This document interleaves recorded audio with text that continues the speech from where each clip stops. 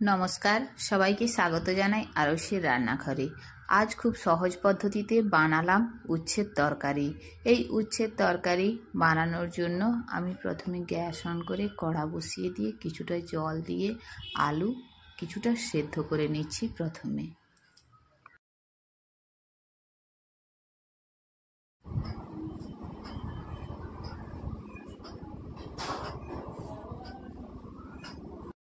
আলু কিছুটা সেদ্ধ করে নেওয়ার পর ওতে দিয়ে দিচ্ছি আলুর মতো সাইজ করে কেটে রাখা উচ্ছা। তারপর দিয়ে দিচ্ছি ওইভাবে সাইজ করে কেটে নেওয়া বেগুন।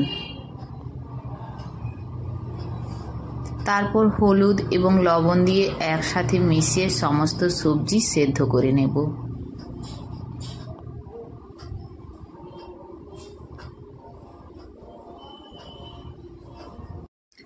সবজি সেদ্ধ হতে হতে আমি একটা মশলা বানিয়ে নিচ্ছি। সেই মশলা বানানোর জন্য আমি একটা ছোট্ট হামাদিস্তা নিয়েছি, তাতে দিয়ে দিচ্ছি রসুনের কয়েক কোয়া এবং নিয়ে নিচ্ছি কয়েকটা কাঁচা লঙ্কা ঝাল অনুযায়ী।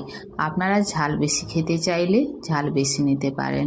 এইভাবে কাঁচা লঙ্কা এবং রসুন থেতো করে নিচ্ছি।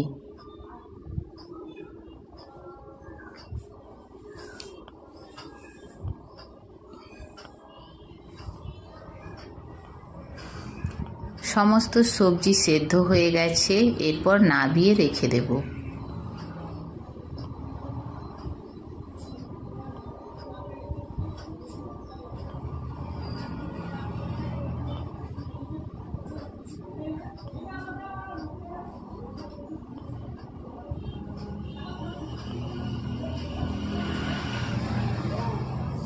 কড়া ধুয়ে আবার কড়া গ্যাস অন করে বসিয়ে দিয়েছি।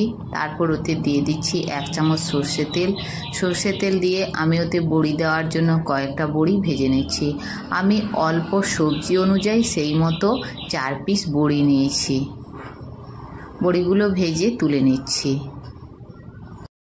ওই গরম তেলেই দিয়ে দিচ্ছি 5 ফোড়ন। 5 ফোড়ন ফুটে উঠলে ওতে দিয়ে দিচ্ছি গ্রেট করে রাখা রসুন এবং কাঁচা লঙ্কা।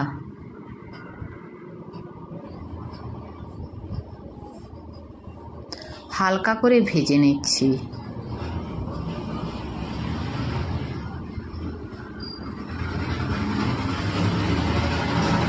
তারপর ওতে দিয়ে দিচ্ছি রঙের জন্য কাশ্মীরি লাল লঙ্কার গুঁড়ো।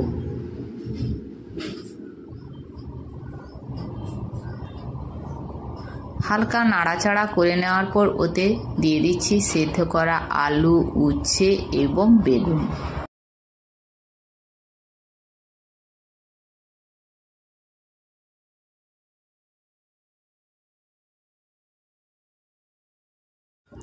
নাড়াচাড়া করে নেওয়ার পর ওতে দিয়ে দিচ্ছি ভেজে রাখা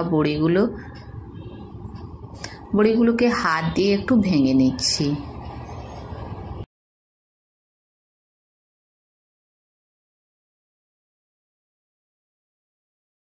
বড়ি দেওয়ার পর নাড়াচাড়া করে নিচ্ছি এবং খুন্তি দিয়ে তরকারি একটু মাখা মাখা করে নিচ্ছি।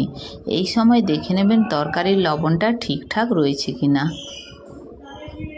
কমপ্লিটলি তৈরি হয়ে গেছে আলু, বেগুন এবং উচ্ছের তরকারি। দেখে নিশ্চয়ই বুঝতে পারছেন অল্প তেল ও মশলা দিয়ে কত সহজে বানিয়ে ফেললাম এই তরকারি। প্রথম পাতে গরম গরম ভাতের সাথে পরিবেশন করুন।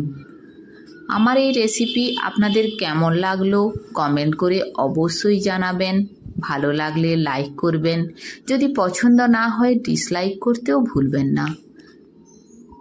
আর আমার চ্যানেল যদি সাবস্ক্রাইব না করে থাকেন তাহলে সাবস্ক্রাইব করার অনুরোধ রইল।